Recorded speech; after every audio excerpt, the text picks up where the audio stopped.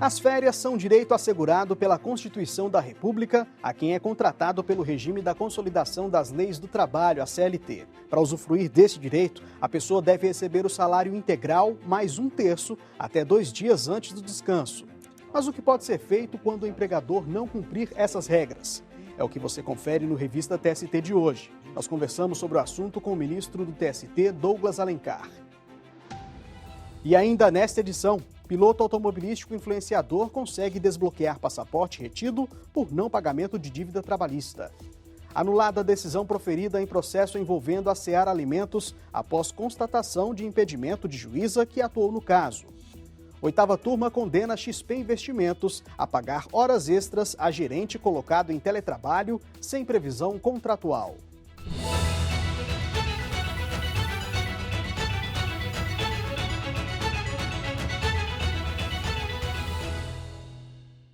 Um piloto automobilístico influenciador conseguiu desbloquear o passaporte que havia sido retido por não pagamento de uma dívida trabalhista. A seção 2 de dissídios individuais do TST entendeu que o documento é imprescindível para as atividades que o profissional exerce. O piloto informou que foi impedido de embarcar para Dallas, nos Estados Unidos, porque teve o passaporte retido pela polícia, em cumprimento à ordem judicial da Vara do Trabalho de Pinhais, no Paraná.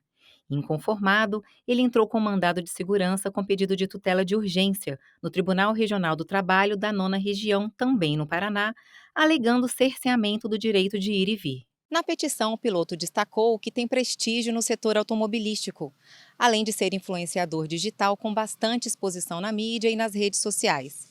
Ele acrescentou que o uso do passaporte é essencial para o trabalho exercido e que a medida teria sido desproporcional. Mas o TRT negou o pedido. Segundo a decisão, o piloto teria ocultado o patrimônio para evitar a quitação integral de uma dívida trabalhista estimada em R$ 1 milhão. O caso chegou ao TST e foi analisado pela seção 2 de dissídios individuais. A ministra Maria Helena Malman, que integrava a SDI 2 e foi relatora do habeas corpus, votou pelo desbloqueio do passaporte. Ela ressaltou que a liberação do documento é necessária para que o profissional possa comparecer aos eventos de trabalho. A ministra Maria Helena Malman observou ainda que os valores relativos à dívida principal já foram pagos. Ele quis viajar e não pôde, mas ele justifica o motivo da viagem, que seria exatamente a trabalho, pela atividade que ele exerce. Então, além disso, a execução ela se fundamenta única e exclusivamente em cláusula penal. E ele já pagou para o exequente a importância de R$ 750 mil. E aí eu mantenho meu voto, porque aqui a preocupação que a gente sempre tem no exame do habeas corpus é que se essa liberação, se essa questão da apreensão prejudica a própria atividade do paciente. A ministra Eliana Schaibe divergiu. Uma vida bastante economicamente financeira, no sentido de que possa suportar o débito da cláusula penal. A maioria do colegiado acompanhou o voto da relatora. Não cabe mais recurso da decisão. A seção de dissídios coletivos do TST confirmou a invalidade de uma cláusula da Convenção Coletiva dos Rodoviários de Belo Horizonte. A norma previa compensação de horas e permitia que a empresa ficasse até 12 meses sem entregar os demonstrativos mensais aos empregados. O modelo foi considerado um banco de horas às escuras. A ação foi proposta pelo Ministério Público do Trabalho, que pediu a anulação de diversas cláusulas firmadas por empresas de transporte coletivo que atuam na capital mineira. O Tribunal Regional do Trabalho da 3ª Região, em Minas Gerais, considerou inválido o dispositivo que tratava sobre o banco de horas. Segundo o TRT, para validar a compensação de jornada, seria necessário haver critérios claros de controle e o fornecimento mensal dos saldos de horas. Ainda segundo o regional, os trabalhadores ficavam até 12 meses sem conferir as informações do banco de horas. Para o TRT, essa conduta descaracteriza o sistema compensatório e afeta diretamente a saúde, o lazer e a convivência familiar dos trabalhadores. A sentença fez as empregadoras recorrerem ao Tribunal Superior do Trabalho. Relator do recurso na sessão de dissídios coletivos, o ministro Agra Belmonte confirmou os fundamentos do TRT e classificou o modelo como um banco de horas às escuras. Para ele, embora a Constituição Federal permita a compensação de jornada por negociação coletiva, é inadmissível haver um sistema que desobriga o empregador de apresentar demonstrativos mensais. A cláusula coletiva que prevê pagamento da remuneração das férias apenas 60 dias após a normalização das atividades empresariais extrapola os limites da flexibilização admitida, violando o caráter alimentar da verba e os princípios da dignidade da pessoa humana e da razoabilidade. A própria MP 927 de 2020, em seu artigo 2º, condiciona os ajustes coletivos ao respeito aos direitos constitucionais, sendo inválida a previsão que posterga de maneira excessiva e incerto o pagamento de verba de natureza alimentar, desprovejo recurso. O ministro Agra Belmonte destacou que acordos e convenções encontram limites quando direitos fundamentais estão em jogo. Todos os ministros e ministras da SDC acompanharam o voto. O colegiado considerou que um banco de horas só é legítimo se garantir a participação efetiva dos trabalhadores e o acesso transparente às informações. E no próximo bloco você vai ver: filhos de um montador morto após um acidente de trabalho vão receber pensão até completarem 25 anos. Para a quinta turma do TST, essa idade é suficiente para que eles alcancem independência econômica. Já já os detalhes do caso.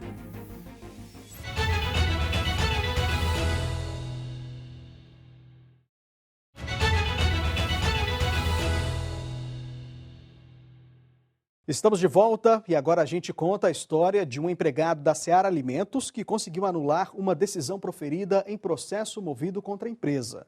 O recurso foi acolhido pela primeira turma do TST por ter sido constatado o impedimento de uma juíza. A magistrada havia proferido a decisão de primeiro grau e também atuado como desembargadora convocada na segunda instância. Vamos entender esse caso melhor com o repórter Rafael Silva. Oi, Rafael. Oi, Anderson. A juíza titular da Vara do Trabalho de Itapetininga, no interior de São Paulo, proferiu a sentença em 2022, julgando improcedentes os pedidos de créditos trabalhistas feitos pelo empregado. No ano seguinte, a magistrada participou, na terceira turma do Tribunal Regional da 15ª Região em Campinas, do julgamento de embargos declaratórios opostos pela Seara Alimentos e pelo trabalhador, que não foram acolhidos. Quando o caso chegou à primeira turma do Tribunal Superior do Trabalho, o ministro Amaury Rodrigues, relator do recurso de revista do empregado, concluiu que no período de convocação pelo TRT, a magistrada não poderia ter atuado no processo. Eu conheço do recurso de revista por violação do artigo 144.2 do CPC, no mérito provimento para declarar a nulidade do acordo regional complementar e determinar o retorno dos autos ao Tribunal Regional para que profira novo julgamento dos embargos de declaração, prejudicada a análise da matéria remanescente do agravo do instrumento da parte autora, bem como do agravo do instrumento e do recurso de revista interposto pela parte ré, que precisarão ser renovados depois do julgamento dos embargos de declaração, se for o caso. Os ministros Hugo Scheuermann, presidente do colegiado, e Dezena da Silva acompanharam o voto do relator. Essa nulidade, ela acaba por contaminar mesmo o acordo, o julgado, né? E depois também não dá para fazer um juízo de vaticinar que os outros vão ter o mesmo entendimento, dependendo da argumentação do terceiro que está impedido. Eu não vejo como, pedindo vênia, a douta sustentação, não vejo como não acolher a nulidade invocada, por isso estou acompanhando o ministro relator. Destaco também que aqui no caso é inexigível o pré-questionamento, porque a hipótese da OJ 119, claramente, a violação nasceu na própria decisão. Então não há necessidade de pré-questionamento. Nítida hipótese de violação do artigo 144.2 do CPC. O juiz não pode participar de um julgamento e de outro. Ainda cabe recurso. Volto com você, Anderson. Rafael Silva com informações da primeira turma do TST. Obrigado, Rafael. Bom trabalho para você. E a oitava turma condenou a XP Investimentos a pagar horas extras a um gerente por todo o período em que ele atuou em teletrabalho sem previsão contratual. Para o colegiado, desde a vigência da reforma trabalhista, a alteração entre regime presencial e de trabalho remoto está condicionada a acordo entre as partes, com registro em aditivo contratual. O gerente atuou na XP Investimentos de 2018 a 2023. Na reclamação trabalhista em que pediu horas extras, ele disse que foi colocado em trabalho remoto em março de 2020 por causa da pandemia de Covid-19, mas o aditivo contratual só foi assinado quase 2 anos depois, em janeiro de 2022. O profissional relatou também que era submetido a um grande volume de trabalho, além de ter sofrido pressão, controle e cobrança por resultados. O empregado afirmou ainda que, para dar conta da demanda, chegava a trabalhar 12 horas e meia por dia, com intervalo de 15 minutos. O gerente acrescentou que nos feriados cumpria a jornada de 9 horas com pausa de 30 minutos. Em defesa, a empresa alegou que o gerente sempre havia atuado em teletrabalho e, como o horário não era controlado, não teria direito a horas extras. Ao julgar o caso, o juízo de primeiro grau aceitou o pedido do trabalhador. Já o Tribunal Regional do Trabalho da 2ª Região, em São Paulo, teve entendimento diferente. O TRT excluiu da condenação as horas extraordinárias a partir de março de 2020. Segundo o regional, empregados em teletrabalho que prestam serviço por produção ou tarefa não são abrangidos pelo regime previsto no capítulo da CLT que trata da jornada de trabalho. O caso chegou ao TST. O relator do recurso de revista foi o desembargador convocado José Pedro de Camargo, que integrava a 8ª turma.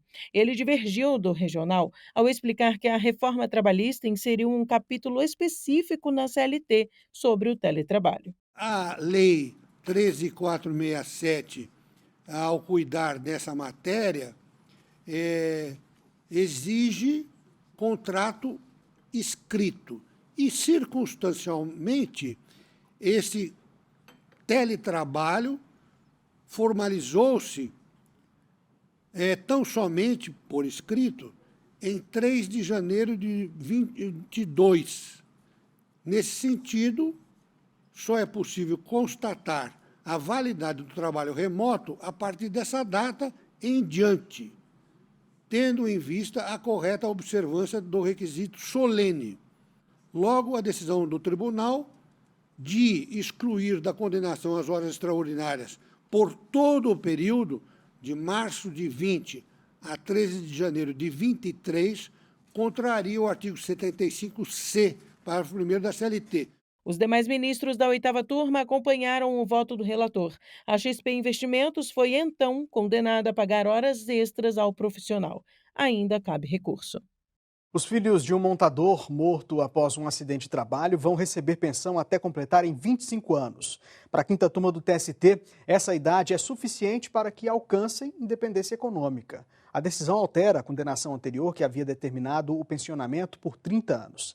A repórter Samanta Flor acompanhou esse caso e tem os detalhes para a gente agora. Oi, Samanta.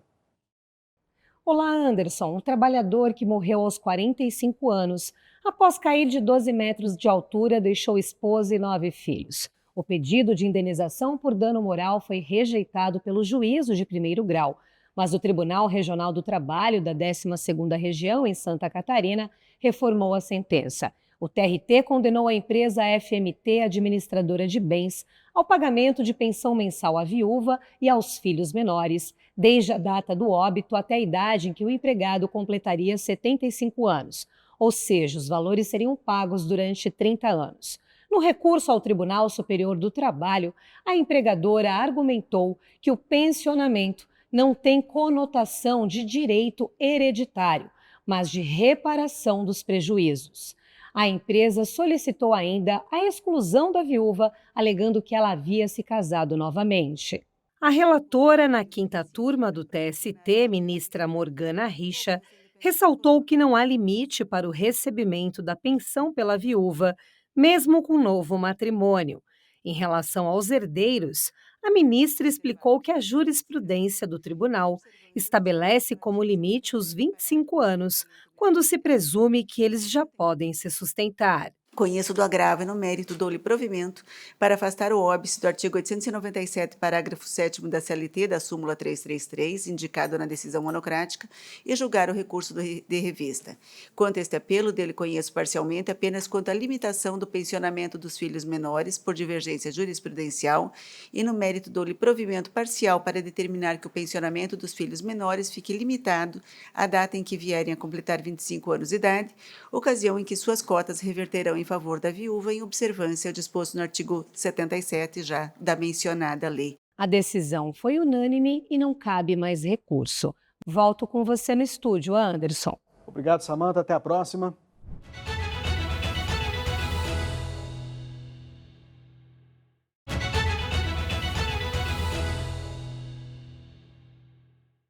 Está previsto na consolidação das leis do trabalho. O empregador deve pagar a remuneração das férias do empregado até 2 dias antes do início do período de descanso.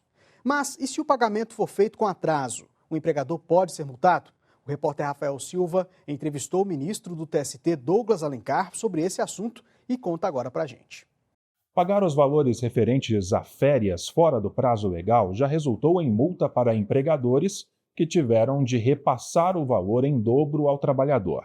Essa sanção, no entanto, não é mais aplicada. Ela era prevista na súmula 450 do TST, que foi declarada inconstitucional pelo Supremo Tribunal Federal. Sobre essa mudança, eu converso agora com o ministro do TST, Douglas Alencar Rodrigues. Olá, ministro, seja bem-vindo ao nosso programa. Muito obrigado, um prazer e uma honra estar aqui trazendo algumas informações sobre temas importantes do mundo do trabalho. Juridicamente, qual é a principal mudança gerada pela decisão do STF que declarou a inconstitucionalidade da súmula 450 do TST? Bem, é importante inicialmente entender que esta súmula foi pensada num contexto de reforço ao cumprimento da legislação trabalhista, particularmente naquilo que envolve a concessão das férias. O que o Tribunal Superior do Trabalho fez foi promover uma interpretação analógica de um dispositivo legal, o artigo 137 da CLT, que prevê uma sanção, que é o pagamento em dobro, quando as férias não são concedidas no período legal estabelecido, que são os 12 meses seguintes à aquisição do direito. O TST entendeu que o não pagamento das férias no prazo legal de 48 horas antes do início da respectiva fruição inviabilizava o gozo efetivo das férias, trazia prejuízos aos trabalhadores para organizar as suas vidas durante esse período e entendeu por isso razoável a extensão do critério de sanção também para a hipótese de não pagamento do direito dentro do prazo legal. E a principal consequência que nós observamos, então, é a impossibilidade de aplicação dessa sanção nas ações que tragam essa mesma questão jurídica. Isso, obviamente, não significa que não existam punições para aqueles que eventualmente descumpram a lei. A própria CLT traz uma série de regras que combinam sanções administrativas em razão do descumprimento de suas prescrições. Ou seja, nós temos um sistema normativo que prevê, que estabelece um interesse público estatal expressivo em que as normas trabalhistas sejam efetivamente cumpridas. Após a decisão, quais as possíveis penalidades que um empregador pode enfrentar ao atrasar o pagamento das férias e quem é o responsável por aplicar essa punição? Excelente pergunta, e a questão é interessante porque ela transita, num primeiro momento, sobre aquilo que nós chamamos de poder de polícia trabalhista. Nós temos um sistema de reforço, de fiscalização ao cumprimento da legislação, que é exercido pelos auditores fiscais do trabalho. Se um juiz do trabalho reconhecer a existência da quebra desse dever legal de pagamento tempestivo das férias, ao sentenciar, ele deverá oficiar ao Ministério do Trabalho e Emprego para que os auditores, enfim, promovam o processo administrativo de apenamento dessa empresa transgressora. Mas não apenas isso. Se empresas adotarem essa prática de transgredir o prazo legal de quitação de verbas relativas a férias, evidentemente também as entidades sindicais, o Ministério Público do Trabalho poderão promover ações civis públicas, ações civis coletivas, para impor o cumprimento da lei a essas empresas que eventualmente não observem as prescrições legais, trazendo condenações a título de dano moral coletivo, trazendo a imposição de obrigações de fazer sob pena de multa. Enfim, nós temos alternativas a essa exclusiva previsão da súmula 450, já não mais em vigor, que seria o pagamento em dobro. Então, há um sistema paralelo de reforço que segue vigendo e possibilitando, então, que essas transgressões sejam corrigidas. A invalidação da súmula 450 pelo STF impacta o poder normativo do TST e a criação de futuras súmulas? É interessante que, quando se fala em poder normativo, nós somos convidados a refletir sobre a atuação substitutiva dos tribunais do trabalho e, por conseguinte, do próprio Tribunal Superior do Trabalho, a chamada autonomia negocial coletiva das partes. É possível que, em acordos e convenções coletivas de trabalho, se estabeleça uma previsão como essa antes definida na súmula 450 do TST. E a decisão do Supremo Tribunal Federal, de algum modo, impôs uma cautela maior ao Tribunal Superior do Trabalho na edição de súmulas que, de algum modo, usam esse critério de interpretação extensiva de normas jurídicas que trazem sanções, evitando, então, que haja alguma atuação reputada pelo Supremo Tribunal Federal que suplante os limites da nossa competência jurisdicional. Portanto, é preciso ter um pouquinho mais de cautela e observar a linha jurisprudencial do Supremo Tribunal Federal para evitar situações como essa que acabou desaguando na pronúncia de inconstitucionalidade da súmula 450. Qual é o impacto direto das decisões para os processos judiciais em andamento que se baseavam na súmula 450? Boa pergunta, porque se é fato que nós temos o Supremo Tribunal Federal como órgão de cúpula do sistema Supremo, que é responsável pela guarda da Constituição, nós também sabemos que há um processo sofisticado de controle de constitucionalidade que permite ao Supremo Tribunal Federal, em algumas situações, modular os efeitos de suas decisões que anulam leis e atos normativos a partir do reconhecimento deste conflito com as regras e princípios da própria Constituição. No caso da súmula 450, por exemplo, o Supremo não lançou mão dessa técnica de modulação, de sorte que as ações que estão tramitando sofrem os efeitos desta declaração de inconstitucionalidade. Nós, aqui no Tribunal Superior do Trabalho, inclusive em sede de ação rescisória, que é uma ação especial que busca afastar do mundo jurídico decisões transitadas em julgado, decisões das quais não cabe mais recurso, enfim, que acabaram aplicando esse critério sancionador da súmula 450. O que se pretende, em síntese, é que haja a supremacia do texto constitucional, que haja o tratamento isonômico a todos os cidadãos que estão numa mesma posição jurídica. E, portanto, se o Supremo disse que não seria possível aplicar a sanção do pagamento em dobro para as férias não quitadas 48 horas antes do início da respectiva fruição, todos aqueles que demandaram essa pretensão perante o Poder Judiciário deverão ser submetidos ao mesmo tratamento. Em síntese, não terão direito a essa dobra. Ministro, obrigado por sua participação em nosso programa. Muito obrigado, uma honra e sempre à disposição. O presidente do TST e do CSJT, ministro Vieira de Mello Filho, anunciou a criação do Grupo de Trabalho Justiça do Trabalho na promoção dos direitos das pessoas LGBTQIA+. A iniciativa foi divulgada durante a 4ª Conferência Nacional dos Direitos das Pessoas LGBTQIA+, promovida pelo Ministério dos Direitos Humanos e Cidadania em Brasília.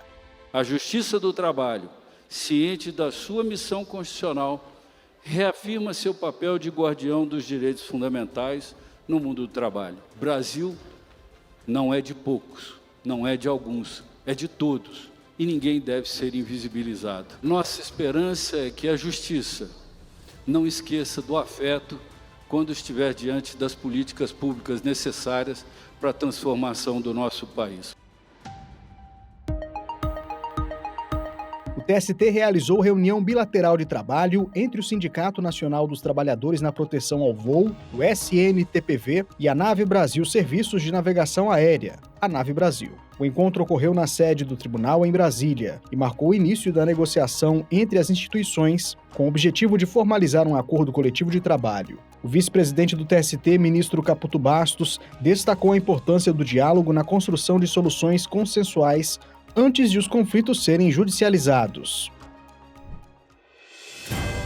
O Conselho Superior da Justiça do Trabalho vai realizar a 8ª sessão ordinária nesta segunda-feira, dia 27.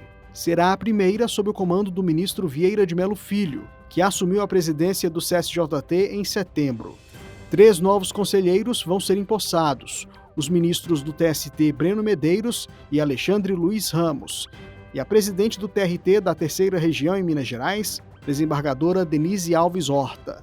A sessão está marcada para as 2h da tarde e será transmitida ao vivo pelo canal do CSJT no YouTube.